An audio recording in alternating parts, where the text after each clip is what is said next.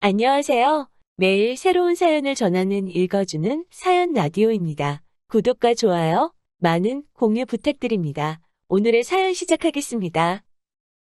안녕하세요. 결혼한 지 1년도 되지 않아서 참 어이없는 일로 남편과 다투다가 결국 이혼까지 하게 된 20대 후반 여자입니다. 남편은 저와 4살 차이가 나는 30대 초반이고요.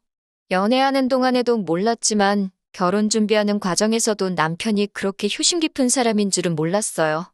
남편이 꼼꼼한 성격이기도 하고 저보다 나이도 많다 보니 연애하는 내내 웬만한 결정은 남편이 알아서 하도록 맡겼었거든요.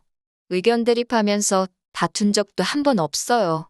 쓸데없는 일로 저를 속상하게 한 적도 없고 그렇게 연애를 이어오다가 결혼까지 했는데 결혼하자마자부터 돌변해서는 호시탐탐 저를 효도하는데 부려먹을 생각만 하는 걸 참아주다가 결국 마지막 사건을 통해 이혼까지 하게 되었습니다. 결혼하자마자부터 남편의 남다른 시댁사랑 때문에 당황스러웠던 건 누구보다도 저였어요. 차라리 결혼하기 전부터 시가족들이 제일 먼저다 하는 모습을 보여줬다면 이렇게 놀라지도 않았을 테고 애초에 결혼하는 것도 다시 생각해봤을 것 같네요.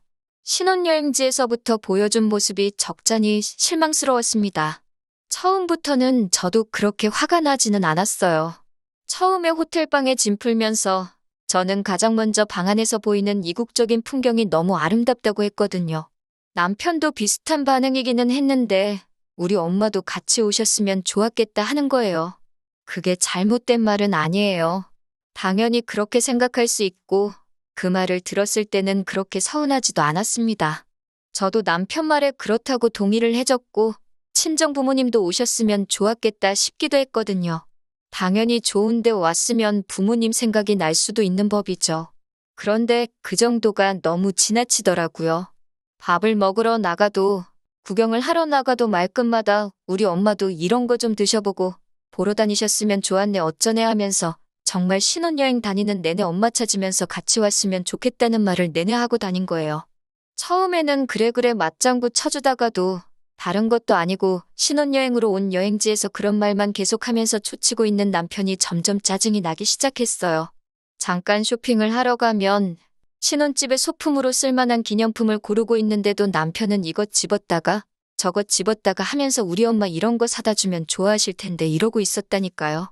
신혼여행지에서 빈손으로 돌아갈 것도 아니고 양가 부모님 선물은 신혼여행 마지막 날에 아울렛에 가서 쇼핑하는 일정이 있었기에 그때 살 거라고 말을 해줘도 저랑 같이 물건을 볼 생각은 눈꼽만치도 없어 보였습니다. 그저 어머님 취향 찾는 데에만 혈안이 되어 있었어요.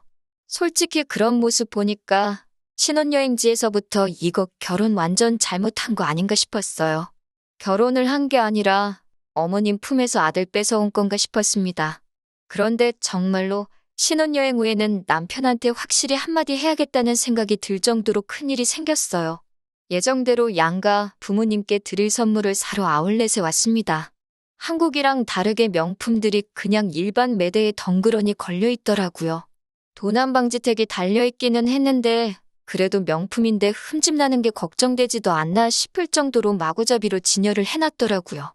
아무튼 예산 안에서 최대한 좋은 선물, 그러니까 너무 싸지도 않고 퀄리티도 괜찮은 물건 건지려고 여기저기 돌아다니면서 정말 열심히 쇼핑을 하고 있었습니다. 그런데 남편이 저보고 잠깐 와보라면서 이거 우리 엄마 사주면 어떠냐며 시어머니 드릴 물건이라고 보여주더라고요. 어이가 없는 게 아울렛인데도 불구하고 가격이 400만 원이 넘는 가방이었습니다. 자기가 이것저것 다 들춰본 결과 이것보다 비싼 것은 없었다고 하는 거예요. 남편한테 우리 예산이 지금 얼마인지나 알기나 하냐고 이거 어머님 사드리면 친정부모님은 물론 아버님 선물도 아무것도 못 산다고 말해줬어요. 그러니 남편이 하는 말이 우리 아버지 선물은 열쇠고리 같은 기념품이면 된다고 하면서 대수롭지 않게 넘겨버리는 거 아니겠어요? 친정부모님 거도 포함된 예산이라고 말하지 않았느냐고 하니 친정부모님 걸 왜 사냐는 듯한 반응을 보이더라고요. 결혼할 때 우리 집에서 돈을 더 많이 했으니 당연히 장인장모님은 포기를 하시는 게 맞다는 식으로 말을 하더라고요. 남편의 그 한마디 덕분에 첫 부부싸움을 신혼여행지에서 하게 되었어요. 사실 남편 계산법도 웃긴 게 당장 결혼할 땐 남편과 시부모님이 해온 게 1억입니다.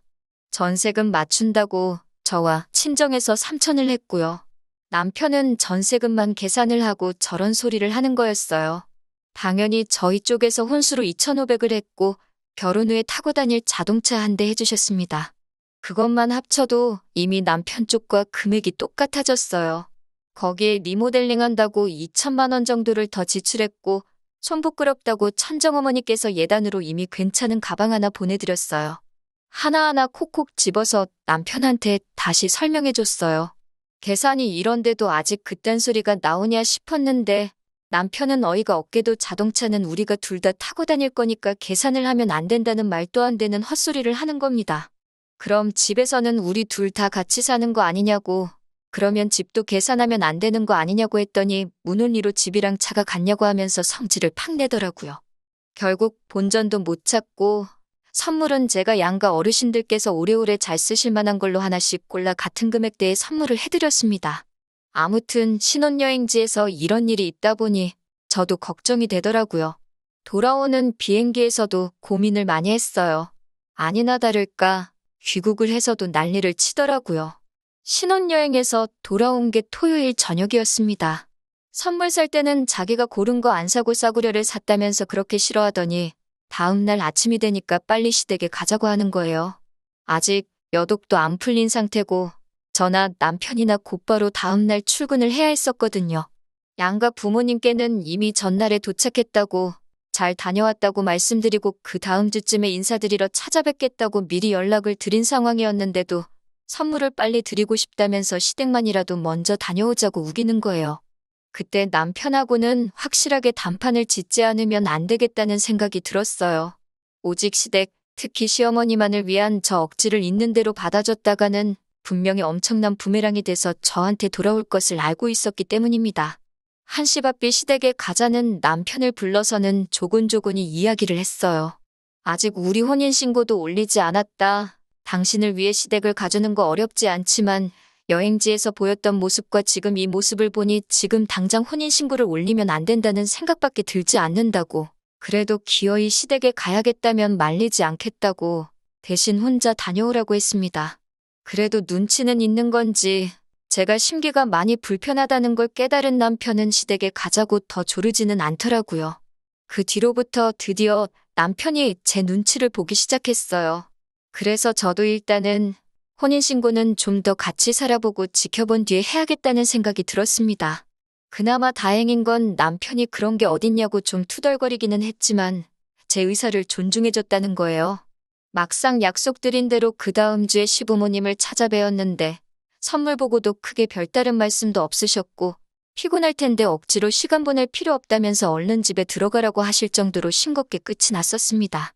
그래도 그때부터 남편이 제 눈치를 보기 시작한 건지 아니면 언제 또 시작하려고 간을 보기 위한 건지는 모르겠지만 한동안 잠잠했어요.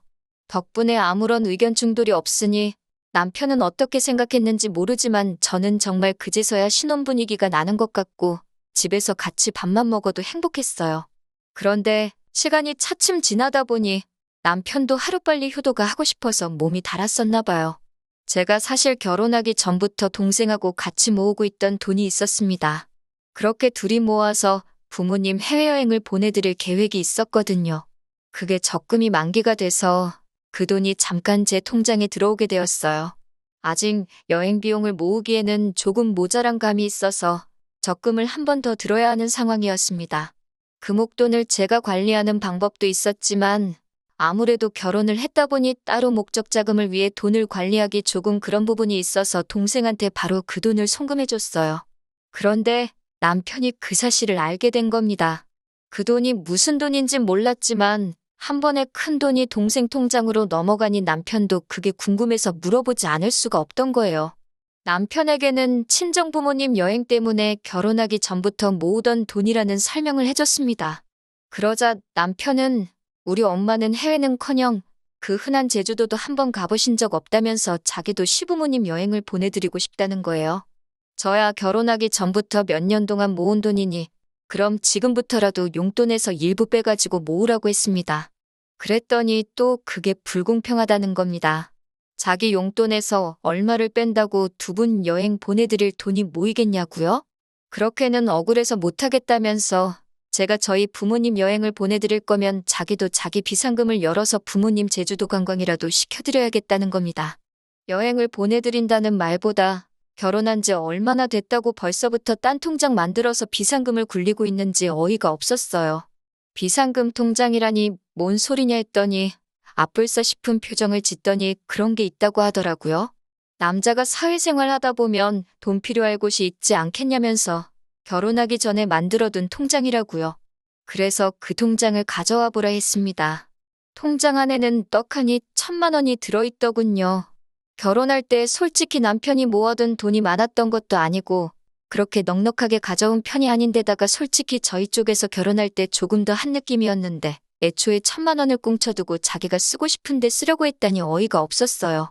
남편은 임기응변이라고 사실 비상금이 아니라 자기도 결혼하기 전부터 부모님 여행 보내드리려고 모아놓은 돈이라고 말을 바꾸더군요. 상황이 어땠든 저 또한 남편 입장에서 제가 남편 모르게 부모님 여행 보내드릴 목돈을 가지고 있던 걸 보여준 거나 마찬가지였으니 비상금으로 생각하고 있다는 건 확실하지만 길게 더 말하지 않기로 했어요. 차라리 그 돈을 허튼 데 쓰는 것보다 시부모님 여행이나 보내드리면 그 편이 더 낫다고 생각을 했습니다. 남편은 또 제 기분 풀어준답시고 해외여행 가봐야 피자 한 쪽만 드셔도 김치를 찾으시는 분들인데 뭐가 재미있겠냐고 그 돈으로 국내 여행을 보내드리겠다 하면서 기분으로 저도 같이 데려가 준다고 하는 겁니다. 진짜 듣기에도 딱 싫었어요. 시부모님께서 같이 여행이라니. 남편도 사실 제가 그 여행에까지 따라갈 거라고 생각은 못했을 겁니다. 하지만 제가 그 여행에 안 따라갈 수가 없었지요. 남편이 해외여행이라 말한 걸 국내 여행으로 바꿨다는 건 그만큼 여행 경비를 아끼겠다는 말이나 마찬가지잖아요. 그렇게 되면 남편은 분명히 1,000만 원이라는 비상금이 많이 남게 될 텐데 그 상황에서 남편이 또 그 돈을 은닉해버린다면 그 돈을 가지고 남편이 어디다가 어떻게 쓸지 너무 눈에 선하고 그렇지 않더라도 어디 갔다가 퇴근이라도 말없이 늦게 하거나 하는 날에는 저 혼자 집에서 전전긍긍하면서 남편을 의심하고 있을 거라는 생각이 들었거든요. 그래서 결국 울며 겨자 먹기로 그 여행을 따라가게 되었습니다. 신혼여행 때문에 얼마 남지도 않은 연차를 써서 주말을 끼고 4박 5일 여행을 다녀오기로 했어요. 그리고 여행지에서 벌어진 일 때문에 저는 결국 남편과 이혼을 결심하게 되었습니다. 남편 말대로 시부모님께서 특히 시어머니께서는 결혼 후에 어디 한번 제대로 놀러 가보신 적이 없던 것 같아요. 비행기도 처음 타보신다고 하고 이렇게 나오는 게 처음이라고 하더라고요. 그래서 많이 신이 나 보이셨습니다. 저렇게 좋아하시니 과정이 어떻게 되었든 차라리 잘 되었다 생각하고 저도 따라온 김에 마음 비우고 재미있게 놀다 올 생각이었어요.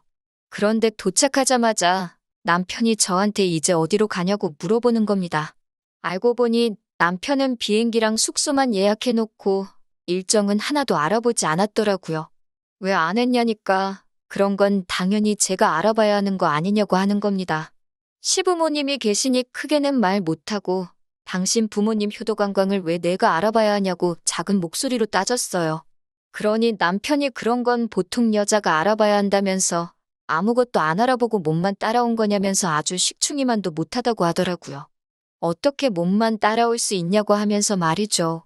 그렇다고 남편이 뾰족한 수가 있어 보이지가 않아서 급한 대로 제가 인터넷에 검색해서 맛집부터 찾아 식사를 먼저 했네요.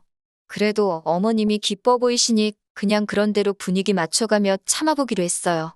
어머님도 오랜만에 나오셔서 좋은지 아버님이 아니라 남편을 이리저리 붙들고 다니시면서 여기 좀 봐라, 저기 좀 봐라 하면서 너무 좋아하시더라고요. 그래도 또 며느리라고 제가 어머님 수발 들며 여행지에서 따라다니고 해야 할 줄 알았는데 아들만 저렇게 찾으시니 그 점은 편했습니다. 그런데 점점 그게 너무 지나치다 싶을 정도였어요. 어딜 가다가 사라져서 찾아보면 둘이서 사진 찍느라 신나고 레저 같은 거 하러 갈 때도 둘이서 짝지어서 다니고 누가 보면 아들하고 둘이서 놀러 온 줄 알겠다 싶을 정도로 저나 아버님은 안중에도 없고 둘이서만 신이 난 거예요. 어머님이 처음 여행을 와서 좋아하시는 건 저도 기뻤지만 사실 아들이 부모님 생각에 여행을 보내드리려 돈을 모은 게 아니라 어디 허튼 데 쓰려고 숨겨둔 돈을 알아내 결국 제 덕분에 여행을 오신 거나 마찬가지인데도 어머님은 계속 아들이 최고다. 아들 덕분에 내가 이런 데도 다 와본다 하면서 아들 고마워. 아들 고마워만 연신 외치고 계셨어요. 기분 좋게 계시는 걸 망치고 싶지는 않아서 저도 참고 있었고 사실 저는 여행 다니면서 다음에는 어딜 다녀와야 하나 핸드폰으로 가이드 노릇하느라 그런 거 신경 쓸 겨를도 없었습니다.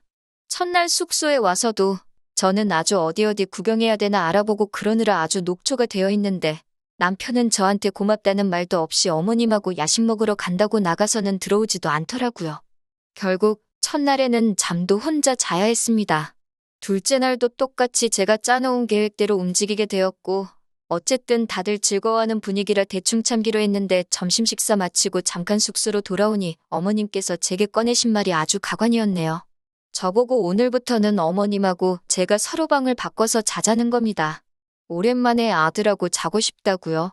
웬만해서는 저처럼 분위기 맞춰주고 힘들어하시던 아버님도 그 말에는 눈이 휘둥그레지셔서는 그게 무슨 말이냐 하더라고요. 어머님은 아무렇지도 않게 방에 침대도 2개인데 오랜만에 아들하고 오붓하게 시간 좀 보내려고 하는데 뭐가 문제냐라는 식으로 나오시더라고요.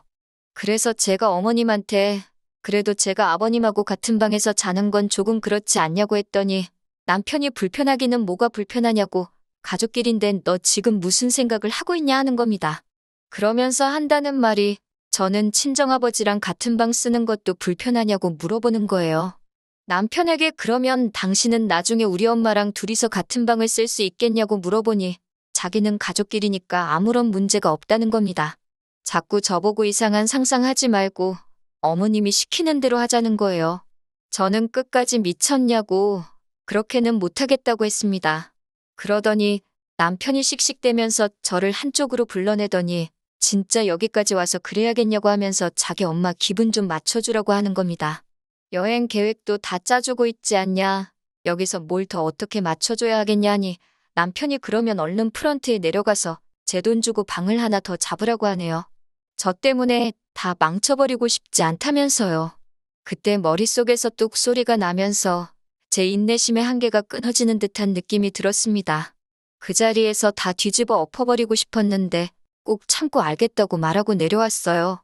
프런트로 와서 방을 하나 더 잡아주는 대신에 저는 그 길로 렌트카 끌고 공항으로 가서 비행기표 끊고 혼자 집으로 돌아왔습니다. 저보고 지금 어디냐고 아주 전화기에 불이 날 정도로 연락을 하더군요.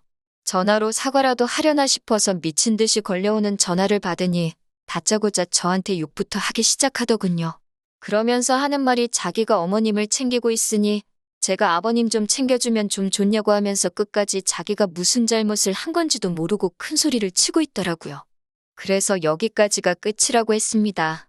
어차피 혼인신고도 안 한 거 그냥 결혼 무르자고 했어요. 이깟 전셋집 필요도 없으니까 내 돈 2천만 원 들어간 것만 돌려달라고 했습니다. 차는 제 돈으로 샀으니 제가 가져갈 거고 혼수도 마침 저희 부모님 집 가정가구가 다 낡았는데 이참에 전부 다 가져가서 새 걸로 교체해드린다고 했어요. 예단으로 어머님한테 가방 드린 게 있으니 그건 도로 가져가지는 않겠지만 가정가구들 가져가면서 드는 이사 비용은 다 내라고 했습니다. 그렇게 안 하면 내가 이혼녀가 되는 한이 있더라도 내가 가진 모든 걸 털어서 사실혼 증명하고 이혼소송에서 위자료에 재산분할까지 싹 다 해서 가져갈 거라고요. 그렇게 전화를 끊으니 여행지에 있는 어머님도 아버님도 번갈아 가면서 전화를 거시면서 저한테 좋은 게 좋은 거 아니겠냐고 아들 좀 용서해달라 하시더군요. 어머님께는 남편이 어머님 생각하시면서 저런 게 한두 번이 아니라고 이미 눈 감아주기에는 너무 멀리 왔다 말씀드렸어요. 어머님과 저를 사이에 두고 남편한테 선택을 강요하는 악처가 되고 싶지도 않고 어머님으로부터 아들을 뺏어오고 싶지도 않으니 도로 돌려드리겠다고 했지요.